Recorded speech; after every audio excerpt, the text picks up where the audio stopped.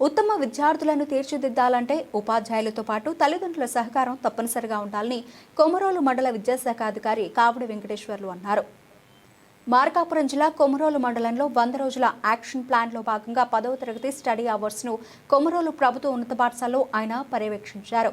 ఈ సందర్భంగా విద్యార్థుల తల్లిదండ్రులతో మాట్లాడుతూ పనికిరాని రాయిని శిల్పంగా మలిచినట్టే ఉపాధ్యాయుడు కూడా శ్రమతో విద్యార్థిని తీర్చిదిద్దుతాడని అన్నారు. క్రమశిక్షణే విద్యార్థి భవిష్యత్తుకు పునాదని, అవసరమైన సందర్భాల్లో ఉపాధ్యాయుడికి పూర్తి స్వేచ్ఛ, అధికారాలు ఇవ్వాలని తల్లిదండ్రులను కోరారు.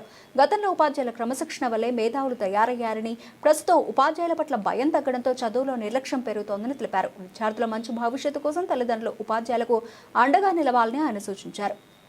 తల్లిదండ్రులు ఎక్కడో బేల్దారి పనికో హైదరాబాదు అక్కడ ఇక్కడ పోయినారు అంటారు. తల్లి వచ్చేసి ఇలిటరేటు. తల్లి ఏదన్నా మందలిస్తే అతను ఇంటికి నుంచి నేను పారిపోతాడని తల్లి మందలించలేకపోతా ఉంది. తండ్రి ఎక్కడో ఉంటాడు కాబట్టి వారి ఆర్థిక పరిస్థితి లోటుగా ఉంది కాబట్టి కుటుంబాన్ని పోషించాలనే నేపథ్యంలో తండ్రి ఎక్కడో ఉంటాడు.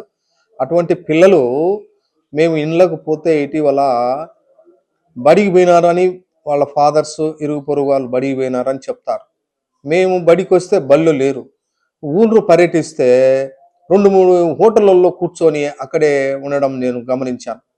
వాళ్ళను తీసుకొచ్చేసి వారికి చెప్పాల్సినటువంటి స్థితి అంతా కూడా వాళ్ళకు ఇప్పుడు ఈ స్థాయిలో వాళ్ళకు తెలియదు. బరువు బాధ్యతలు, వివాహ కార్యక్రమాలు ఎన్ని జరిగిన తర్వాత వారితో పాటుగా ఉన్నటువంటి విద్యార్థులు మంచి ఫ్యూచర్లో ఉండి వాళ్ళు ఏదన్నా ఉద్యోగం చేస్తూ ఆర్థికంగా పరిపుష్టిగా ఉన్నటువంటి వాళ్ళని చూసుకొని ఆ రోజు నువ్వు ఇబ్బంది పడతావు, నీకై మీరు తల్లిదండ్రులు మాట వినకుండా అట్లా గురువుల మాటలు వినకుండా సొసైటీలో నువ్వు మెలిగినట్లయితే మరి జీవితంలో చాలా సమస్యలు ఎదుర్కొంటావని కూడా వాళ్ళకు మేము తెలపడం జరిగింది. పిల్లలందరినీ కూడా పాఠశాలకు వచ్చి మంచి విద్యావంతులు చేయటానికి ఒక చిన్న రాయి, అనేకమైనటువంటి కాళ్ళతో తొక్కినటువంటి రాయి, ఒక బట్టలు క్లీన్ చేసినటువంటి వాడు అదే బట్టమే ఆ రాయిని ఉపయోగించుకొని ఉంటాడు. ఒక శిల్పి ఆ రాయిని ఒక దేవతా రూపాన్ని మొలిసి అది ఒక గ్రామంలో ఒక గుడిలో ఉంచినట్లయితే అందరూ కలిసి వినయ విధేయతలతో ఆ విగ్రహానికి మూకమడిగా నమస్కరించడం జరుగుతూ ఉంది.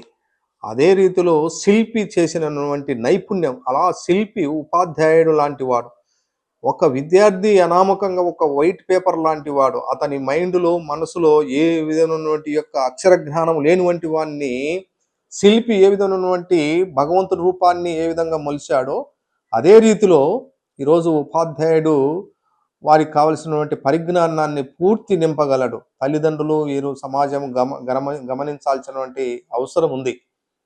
ఒక తల్లిదండ్రులు మందలించకుండా, ఉపాధ్యాయుడు మందలించకుండా విద్యార్థి నైపుణ్యమైనటువంటి విలువలతో కూడినటువంటి విద్య రావాలంటే సొసైటీలో రాదు అని నేను విన్నవించుకుంటూ, తల్లిదండ్రులు తెలుసుకోవాల్సినటువంటి అవసరం ఉంది. మందలించాల్సినప్పుడు మందలించాలి, ప్రేమగా చూసుకునేటప్పుడు ప్రేమగా చూసుకోవాలి. అప్పుడే ఉన్నత స్థితికి విద్యార్థి పోగలడని విన్నవించుకుంటూ